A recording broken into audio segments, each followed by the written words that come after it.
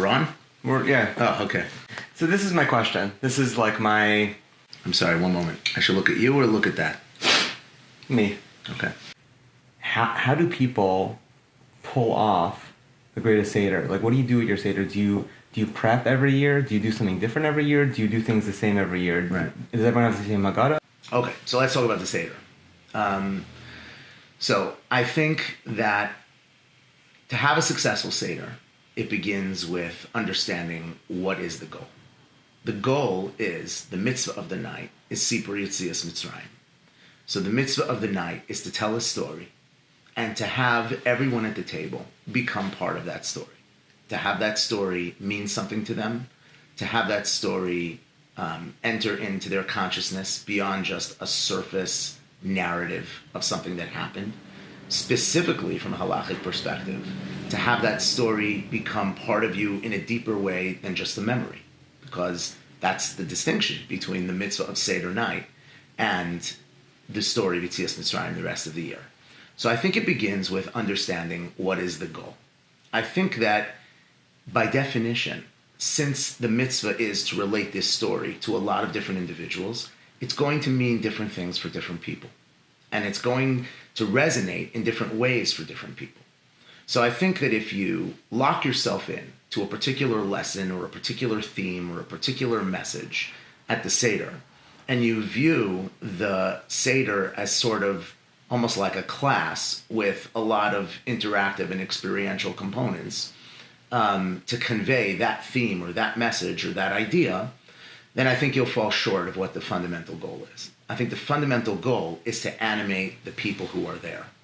And I think you see that by virtue of the fact that there are so many things that we do to elicit curiosity, and some of them we don't even resolve with a clear answer. Some things we do at the Seder so that people will ask questions, and if they were to actually pose those very questions, the answer is, we're doing these things so you can ask questions.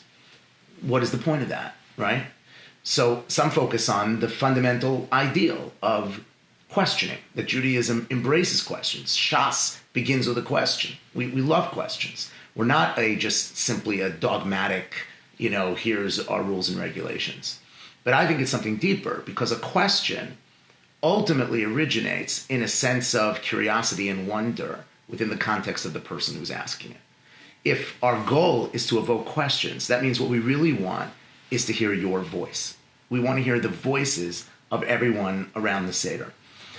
So I bring that up because my approach to the Seder is, first of all, to chill out and to recognize that your goal is to get people engaged and to animate their sense of interest in the story of Yetzias Mitzrayim. So you're a conductor. You're not a speaker.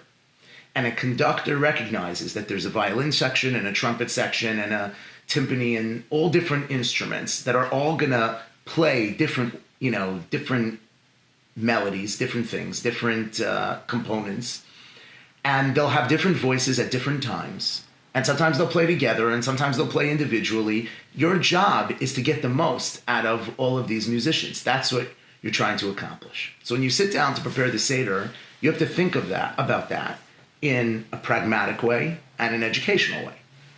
In a pragmatic way, you have to think about it in the sense that you have to create an experience that has enough structure so that people don't lose interest and it's not chaotic, but enough space for individuality that everybody really feels like they're connecting with their part of the story. How do you create space when the script is written? Great. So, again, depending on who's at your Seder and what their level of knowledge is and background is and those kinds of things, I don't use the Haggadah as a script. I'm not even sure the Haggadah was intended to be embraced as a script of Sipur Yetzias Mitzrayim. I use the Haggadah as, here is a series of thematic ideas from which we can engage in a way that we find meaningful. So, let's take Dayenu. I will not sit at the Seder and pontificate about all the different steps of Dayenu. That's for a shir on Dayenu. Dayenu is a beautiful composition, and you can study it and explore it and learn through all the different commentaries on it. But at the Seder, Dayenu is supposed to evoke something. It's supposed to evoke a sense of gratitude, a sense of appreciation for where we are and where we're going and what's happening. So if I were to call the Mefarshim on Dayenu, I would try to extrapolate a point or an idea or a comment that would try to convey that value to the Seder, and then try to ask the participants of the Seder to reflect on that or to mention it themselves. So if you're dealing with young children, it's, what are you thankful for? What did you have this year that if you didn't have in the past that, it would have been enough? What is enough? What is, those discussion points are just as important as singing the song. So I think it starts with, first of all, relating to the Haggadah, not just as a continuous text, but sort of, at least at our Seder, there are parts of the Haggadah that we just read through rather quickly, and there are parts of the Haggadah that we stop and say, okay, this is a moment of pause to connect to a particular idea, to a particular concept, to a particular theme. Then, we're doing our sedarim mostly with our children, so we hand it to them. What do you have to say about the theme? Often, what they have to say about the theme is what they learned in school.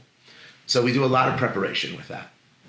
We do not let the Seder just go on autopilot and every kid come with a 16-inch binder and start sharing mashalim for 9 hours. What we try to do is sit with them beforehand and set expectations. We use other meals of Pesach to share Divrei Torah from the Haggadah, from the school. But for the Haggadah itself, the Seder night itself, so one of the things we do is we get those colored sticky notes, and one color is for one night and one color is for the other night. And we sit with them before the Seder and we go through, okay, what did your teacher give you on Manishtana? So I have these 7 things to say about Manishtana. Okay, which 2 do you like the best? Which 2 do you like the best? Which are your favorite 2? You jump ahead of the binder situation. Yeah. What are your favorite 2? I want you to put the red one in your first favorite and the green one on your second favorite. So first of all, they're making the choice. It's not like, we only have time for 2. So tell me the first 2 things you learned in school and we don't have time for the rest. No. You think about what these say. Which 2 are your favorite? Now, favorite means different things to different types of people. For an intellectual kid, favorite might mean what's the most intellectually stimulating. For a more emotional kid, favorite might mean it has the best story. That's what you're trying to do. You're trying to reach their individuality through this experience. So you put one for one and one for the other. Sometimes we'll say, okay, put 2 and 2, and but prioritize. Which one is your favorite? And if we can get to 2, we'll get to 2. Because one of the things that we try to do with the Seder is we try to keep it moving. I'm not a big fan of the post-Seder, who stayed up till 4 o'clock in the morning. We try to keep it moving, and we try to keep it moving by choreographing to some degree at least what's going to be said from a quantitative standpoint, and then trying to leave space for interaction and discussion. So it's not just everybody coming to the Seder with their own sort of like narrative that they're just going to share. What do I prepare for the Seder? So I prepare probably 3 or 4 insights that I say the same every year. And that's pretty much become like a family moment that, when the kids were younger, they enjoyed. As they got older, they rolled their eyes. By the time they're teenagers, they're completely cynical about. And once they grow up, it's like the greatest memory in the world. And that's what family moments are, It's the same every year? Absolutely. And they know it's coming. They know it's coming, Why do they keep hitting the frog? And the kid's like, oh, I kept hitting the frog. And like literally like it's painful. Are they bad jokes or are they tired Dvar Torah? Both. The same Dvar Torah, the same joke. But what it does is it binds us together as a family because it's a family moment and they know that family moment. And by the way, when they've heard these Divrei Torah in different contexts, let's say a speaker is coming to speak in Parshas Bo, they hear it, there's a smile that comes on their face because they're like, oh, that's my dad's, So I have a few of those. And then I prepare some questions. If I feel like there's not enough interaction, I think about, different questions. But the questions I always try to raise as something that would be of interest, to them. And we try to keep it moving. When the kids were much younger, I said the text of like Tzei Lamad really quickly. Sometimes later in the night, I would actually go back to it and learn through it a little more on my own. But what'd you learn it with? No, I would learn it with one of the Perushim of the Haggadah or whatever. Yeah, for my own. Like I wanted to feel like I connected to Sipur Yetzias Mitzrayim through the Limud HaTorah of, the Haggadahs. But when the kids were too young to, be patient through it, I mean, that was it. We got from Manish Tana, to Dayan. Like I wanted them to feel like the Seder was moving. And I would land on things that were more meaningful for them. So we did a lot of that. I think the other thing to think about is, this, Pesach is a 7-day or 8-day holiday with lots of different themes and ideas. Seder night has a particular goal. You don't have to concentrate every relevant theme and idea of Pesach into this one night, So, like I've seen people, so they'll, the kids will share what they want to share, and then the person leading the Seder has like some very profound idea from Rabbi Sachs, from Rabbi Soloveitchik, from one of these like a very grandiose, like profound idea, and the kids are like kind of sitting there like listening to this. And I think you have to think about like there's a minimal amount of time you have to capture their attention, especially in today's world. You have to think about what you want to do with that time and how much of it you want to spend on themes that resonate with you that don't necessarily resonate with and sometimes as kids get older, or if you have a broader group at the Seder, you do want to bring in some of those themes. But what I never ever do is like, I don't have like, to me, other than the family ritual Divrei Torah, I don't walk in with like pedagogical, required goals of things I want to share. Like to me, if there's space that I can fill with a nice idea that's more philosophical or higher level, I will. If I feel like the momentum isn't there and the space isn't there, there's some kvetching, there's some, people are tired, this year Motzei Shabbos, I'm going to start later, can't prepare till after Shabbos. If I feel like I'm losing them, then, we switch to more experiential things, more interactive things. You could speak to plenty of people. We do all of the puppets and all of the do you do plagues. Shtick? We absolutely do shtick. We don't go overboard. I've never dressed up. Never dressed up. At the Seder, no. We don't go overboard with it. You just throw ping pong balls? You have little froggies? We do the frogs and we do the plagues, and we do... I would say we do it in a more measured way, because again... as opposed to some other contexts of Jewish life, I don't see the goal of the Seder is just for them to have a good time. You know what I'm saying? It's like when the kids come to shul for Shabbos and they're very, very young, so I want them to play games. I want them to associate shul with having a good time. Candy. To me, like the goal of the Seder is not for them to just walk out and say, I like the Seder. I like the Seder because someone behaved like a goofball and because... someone gave me lots of candy to eat and to sort of buy their spiritual affection for the holiday.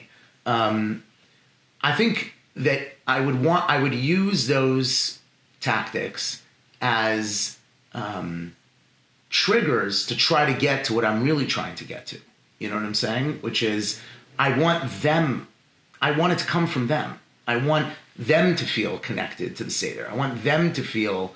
and so therefore to me, it's not as much of a performance as much as how do I pull the questions, enthusiasm, thoughts, ideas, or even just curiosity out of them. So it's still a performance, it's just that they're also performing. Yeah. Improv. Yeah, exactly. Get them going. That to me, that's the best. I'm just a little, it's hard for me. I don't connect to like I wouldn't say that we're the biggest shtick Seder. I have no critique of it at all. I think it's amazing. I think it's great. If it works for your family, it's great. But I like them to walk away from the Seder also feeling a little more of the malchus and the formality of the experience. I think that's important. It's not camp, you know. It's a sacred experience, and that should be part of it, you know. So to figure out how to balance those two things, and I think for different families, it's different things. We also try to have the parts of the Seder that don't have to schlep move along. This is like a very pragmatic piece, and that is that if you want to make space for the parts that are more meaningful, then you have to think about the time that you have and how to manage that time. So for many, many years, one of the things that we do is we try to prepare a lot of the measurements of the matzah and the maror and stuff in advance. So it's just handed out and eaten. So we don't waste a lot of time, you know, you know, you want a half, a fourth, a fifth, or whatever, you know, with those kinds of things. The meal, this is a big thing in our house, the meal is one course. We do not do soup, we do not do meatballs, we do not do fish, we do not do, we get the Shulchan Aruch, all the food's on the table. With the dessert. With the dessert. Everything's on the table. Eat what you want for 15 minutes, because we're looking for the afikomen, you know? And then we're moving it along.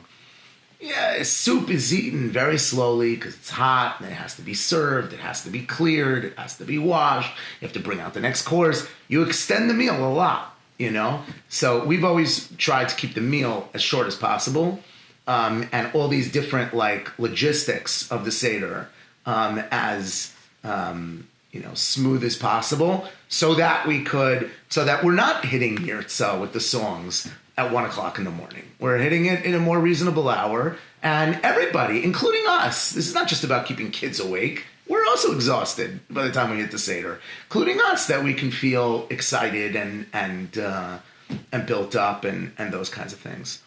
So that's a big piece. I think family traditions are beautiful at the Seder. To just think about, you know, the family recipe for charosas, the family dishes that you use for different things, something that we've done in the past on Seder night and also on Yom Tovim in general. Sometimes, like we have mostly from my wife's family, like dishes that were from Europe and, you know, from like early in the family. So these are not dishes we would necessarily like eat meals off of. They're like family heirlooms. So, you know, we'll bring the Oh, you mean food. literal dishes. Yeah, you don't mean like yeah, recipes. like I have over there on the mantle a plate from the 1700s, and it's engraved with Hebrew names and with the date.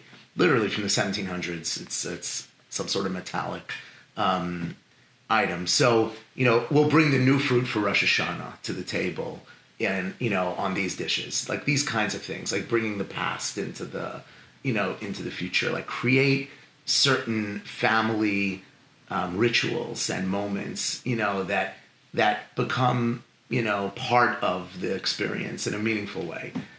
So I think Seder night is a very beautiful night for those kinds of moments. So while we're all always looking for innovative ways to make our Seder better, and I think that's true, I would not discount some of the things that, even if you don't think they're the most ideal approach, they're your family Seder. It's what your family Seder does, you know, and it's sort of a ritual. My mother-in-law, Alea Shalom, made me a crocheted pillowcase of the Manishtana, you know, for Seder night. And every year, you know, that's the pillowcase for Seder night. And there's a connection. There's a connection to the past. There's a connection to, you know, even certain family jokes. My father-in-law, Alea Shalom, used to come to all of our sedarim, and he was a Levi. So whenever I broke the middle matzah, you know, he would say, ouch, you know.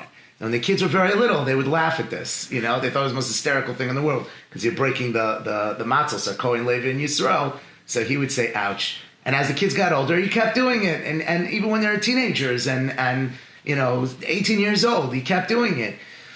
And it just became, that's part of our Seder, you know, and it becomes ritualized, and it's meaningful. So I think the Seder is an opportunity for family moments like that. And while you're right, we're always looking for different things to do, there's something to tradition as a part of what the Seder is trying to accomplish. You know, Seder is trying to perpetuate a story by including people in that story. So, you know, your family also has a story, and, you know, how does that story manifests itself in the Seder and those kinds of things. So that's been also a large part of what we've done. This morning's daf, this is my favorite Gemara, it's no one else's favorite Gemara. It's this tiny little story. Abaye is little. Abaye is his nickname, you know that? Mm-hmm. At Rabba's table, and he asks why they, this is embarrassing, it's only this morning, why they took away the table after Karpas. And Rabba says, Fatartanu milishol manishana, or milomar. We don't have to say manishana anymore. Meaning the whole point of manishana is just to get a little Abaye to ask a question. Abaye asked the question. So how do you balance that drive that's like obvious to Shas? That's the point. A manishtana is to get little Abaye to ask a question. How do you balance that with perpetuating traditions and giving your children like a shared sense of, Abba's Dvar Torahs and the family shtick and Saba or Zaidi's, ouch thing? What's the balance? Yeah, I think the sentiment expressed in that Gemara is exactly the point we're making. That the text of the Haggadah, while it's absolutely essential to fulfilling the mitzvahs of Pesach, no one's suggesting that we tamper with or skip or, omit the text of the Haggadah, it's a means to an end. It's not a text that was ever intended to be simply, read the text and understand the text and you're done. The mitzvah to say Shema every single day is not to say the 3 paragraphs of Shema and then add what you think would be meaningful expressions of faith and commitment in the context of those psukim as a more expansive expression of that mitzvah. The mitzvah is Kriya Shema, read this text, which is probably why we've habituated to relating to texts in that way and relating to the Haggadah in that way.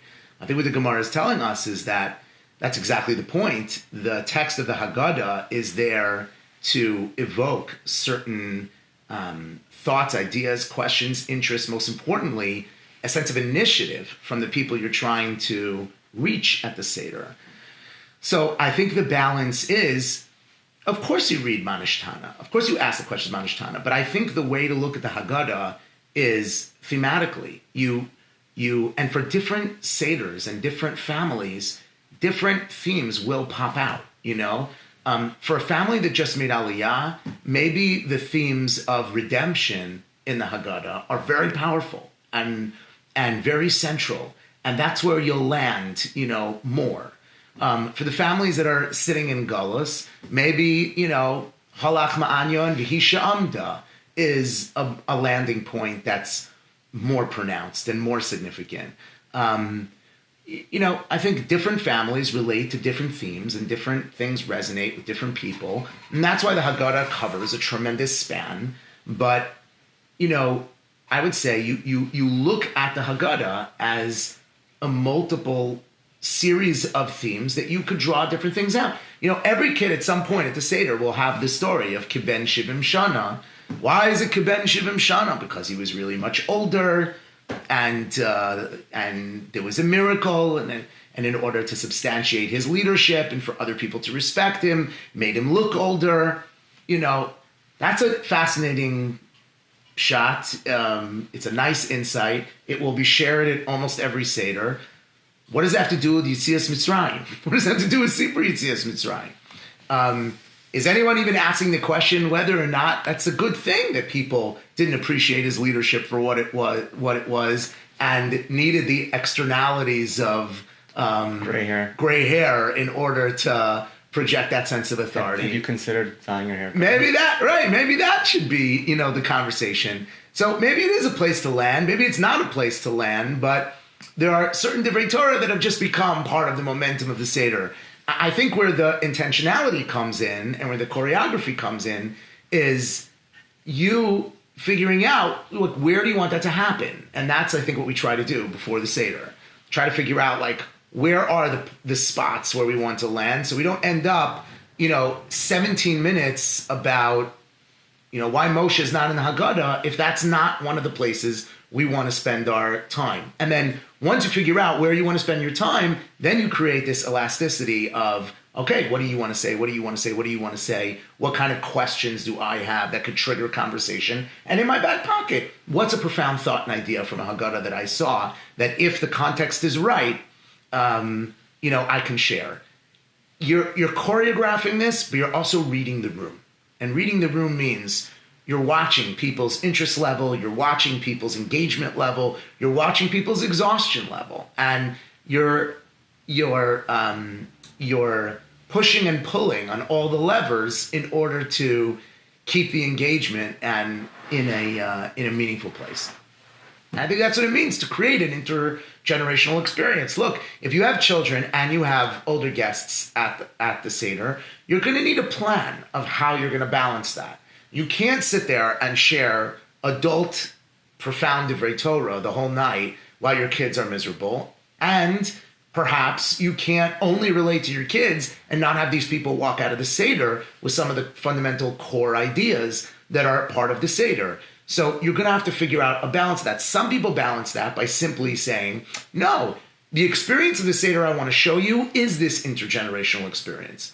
And that's what we have done that. When we used to have public school kids from NCSY and JSU at our sedarim, I told them beforehand, I said, we're not going to translate everything. I went through the Haggadah, I gave them an English Haggadah, said, I want you to see what this is. I want you to see it real. That's what we did. And our kids were young and they shared things and it was incredibly inspirational for them. Did they understand every single thing that was happening? No. Did they walk out with Rabbi Soloveitchik's duality of matzah? No. My kids are 7 years old. They're not dealing with duality of anything.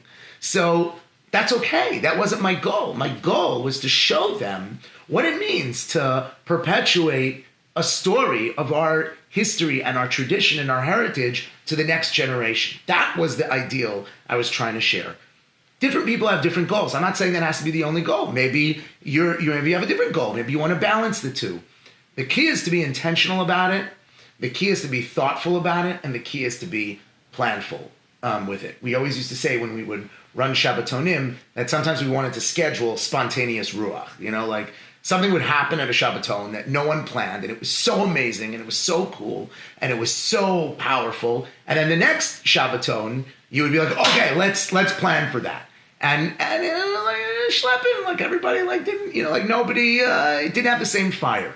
There's a certain fire when things are spontaneous, when things are, and you don't want to extinguish that or diminish that by over-programming and over-structuring the Seder.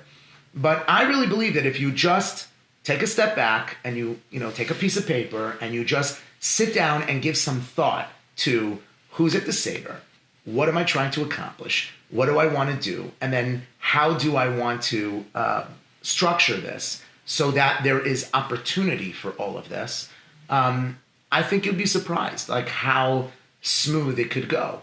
Yeah, it is a balance. It is a balance of structure and individuality. All of Yadus is a balance of structure and individuality.